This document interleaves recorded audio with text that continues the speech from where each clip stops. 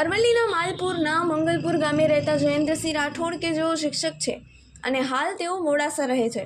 ઉત્તરાયણના દિવસે તેઓ મોડાસા હતા અને મંગલપુરનું મકાન બંધ હતું. તે દિવસે કોઈ ચોર તસ્કરો બંધ મકાનનો લાભ લઈને મકાનના આગળના ભાગથી મકાનમાં પ્રવેશ્યા હતા. ઘરના અંદરનું બારણું તોડી તમામ તિજોરી કબાટના તાળા તોડી કબાટમાં રહેલા સોના ચાંદીના દર દાગીનાની તસ્કરી કરી ફરિયાદી જયેન્દ્ર રાઠોડે લખાવ્યા મુજબ અને પોલીસે ફરિયાદમાં નોંધ્યા મુજબ 29,90,000 રૂપિયાના મુદ્દામાલની તસ્કરી કરવામાં તસ્કરો સફળ રહ્યા હતા.